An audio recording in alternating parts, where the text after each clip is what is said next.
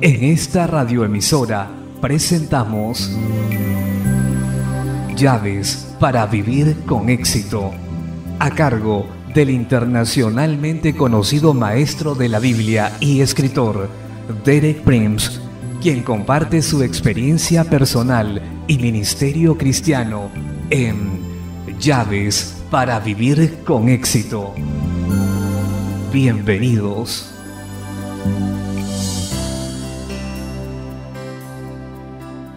Llaves para vivir con éxito presenta Dios es un casamentero, capítulo 1, cuarta parte. Me alegro de estar nuevamente con usted para continuar con nuestro tema para esta semana. Dios es un casamentero, un tema que revela el plan de Dios para el matrimonio y cómo puede usted ajustarse a él. En mis charlas previas de esta semana establecí el hecho que en su enseñanza acerca del matrimonio Jesús hizo mención del propósito de Dios en la creación. Se rehusó a aceptar cualquier patrón inferior. En el patrón para el matrimonio establecido por Dios en la creación, encontramos 4 fases sucesivas, 4 características distintivas del matrimonio como Dios lo ordenó originalmente. Primero, fue la decisión de Dios, no de Adán. Fue Dios quien vio que Adán necesitaba una ayuda idónea. Dios fue quien formó a Eva para Adán. Adán no tuvo que ver nada con ese proceso. Tercero, Dios trajo a Eva a Adán. Adán no fue a buscar a Eva, ella fue traída a él como su compañera escogida por Dios. Cuarto, Dios estableció los términos de la relación. Es esencial, dejar y adherirse. El hombre debía dejar todas las otras asociaciones que pudieran interferir con el compromiso de su esposa y debía adherirse y ser una sola carne. Repetiré brevemente esas 4 fases. Primero, fue la decisión de Dios y no de Adán. Segundo, Dios formó a Eva para Adán. Tercero, Dios trajo a Eva donde Adán. Cuarto, Dios estableció los términos de su relación. Creo que esos 4 principios se aplican todavía hoy en el establecimiento de los propósitos de Dios para el matrimonio en nuestras vidas. En otras palabras, yo me solidarizo con Jesús. El hombre podrá haber cambiado, pero Dios nunca lo ha hecho. Su plan y modelo original para el matrimonio aún sigue vigente. Esa es la manera en que Él quiere que se efectúe. Hoy compartiré con usted sobre esto de una manera muy especial. Le hablé de cómo Dios me unió con mi primera esposa Lidia. En el tiempo de mi boda con Lidia en 1946, yo había sido un cristiano comprometido por unos 5 años. Yo creía en la Biblia y buscaba sinceramente servir al Señor, pero no entendía los principios bíblicos del matrimonio como Dios me lo reveló más adelante. Y aún así me asombra y fortalece mi fe ver cómo Dios obró en mi vida exactamente de acuerdo con los principios que Él mismo había establecido cuando creó a Adán y a Eva y los juntó. Ahora le daré brevemente algunos de los detalles de manera que destaque estos principios que estoy tratando de establecer. Conocí al Señor de manera personal en el ejército inglés en 1941 en una barraca. A medianoche tuve un encuentro personal, dramático y vivificante con el Señor Jesucristo. Desde ese día en adelante, supe que mi vida estaba en manos de Dios y estaba convencido sin ningún proceso de razonamiento que Dios tenía un plan para mi vida. La Biblia era el único libro que yo quería leer. Permanecí en el ejército por 4 años y medio, principalmente en el norte de África y finalmente en Israel. Cuando me dieron la salida del ejército en 1946, me establecí en Jerusalén. Durante ese periodo en el ejército de Dios me había mostrado muy claramente de muchas maneras que Él quería que le sirviera en Israel, en la ciudad de Jerusalén. Y mientras estaba con licencia en Israel en 1943, conocí a una mujer extraordinaria. Su nombre era Lydia Christensen. Había sido maestra en el sistema educacional del Estado danés, pero el Señor Jesús se le había aparecido personal y visiblemente. La retó y la llamó para que dejara su hogar, su país, su profesión y su fortuna para que fuera en fe a Jerusalén. Y allí, bajo la dirección del Señor, se hizo madre para un grupo de niños que no tenían padres que los cuidaran. Ella cuidó en el transcurso de los años a unos 70 niños. En 1943, cuando primero la conocí, había como 8 niñas en la casa que no conocían a ninguna otra madre que a Lidia. 6 de ellas eran judías, una era árabe y una inglesa. Luego, en 1944, Dios hizo que el ejército me transfiriera a Israel y fui apostado en un poblado judío cerca de Haifa. Me había impresionado mucho lo que había visto de Lidia, el lugar y las niñas. Para mí era algo único. Nunca había visto tanta paz, nunca había visto tanta libertad en el Espíritu Santo. La manera en que las niñas caminaban libremente con el Señor, oraban y vivían libremente en fe, y eso me impresionó profundamente. Yo había sido profesor de filosofía en Cambridge. Había sido hijo único. Nunca tuve hermanos ni hermanas. No habían 2 ambientes más diferentes que el hogar que vi con Lidia y mi propio trasfondo.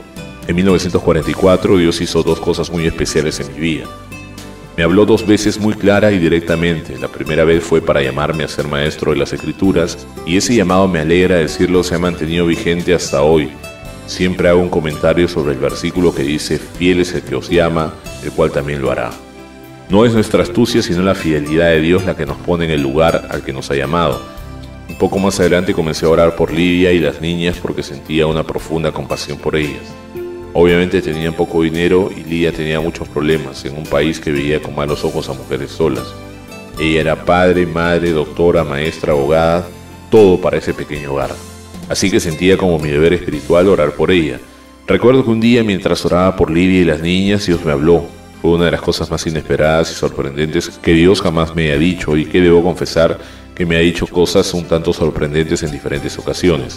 Oraba por Lidia y el Señor me habló muy claramente y me dijo: los he unido bajo el mismo yugo y en la misma dificultad. Y pensé para mí mismo: ¿qué quiere decir Dios con eso? Reflexioné un poco y pensé: seguro Dios quiere que trabajemos juntos, pero eso es muy improbable. Una cosa de esas no puede ser la voluntad de Dios. Pero cuanto más oraba, tanto más se aclaraba. No puedo entrar en todos los detalles que siguieron, estoy seguro que a algunos de ustedes les gustaría. Como al año y medio más tarde, Lidia y yo nos habíamos casado. Y solamente después del matrimonio comprendí completamente lo que Dios había dicho. Dijo: los he unido bajo el mismo yugo y en la misma dificultad. El yugo, por supuesto, en las Escrituras es siempre el matrimonio. La dificultad habla de trabajar juntos, y eso describe perfectamente los 30 años que tuve el privilegio de pasar con Lidia. Siempre estuvimos bajo el mismo yugo y en la misma dificultad. Mirando atrás me doy cuenta que en lo natural hubo muchas razones por las que no debí casarme con Lidia. Ella era bastante mayor que yo. Era de una cultura muy diferente, una persona muy fuerte, había establecido su propia obra misionera y era respetada por todos los cristianos en un ambiente muy difícil, donde muy pocas personas pudieron alcanzar el éxito. Y por otro lado, como ya dije, yo no había tenido ninguna experiencia con niños en mi vida. Yo era hijo único, un académico y bastante inflexible en mi manera inglesa de ser. Si alguien hubiera venido pidiéndome consejo de una situación como esa, mi actitud hubiera sido muy negativa. Pero el matrimonio es la iniciativa de Dios, no la del hombre. Dios es el que forma a la mujer y no el hombre. Dios trae a la mujer al hombre, y cuando miro atrás tengo que decir: así fue como sucedió.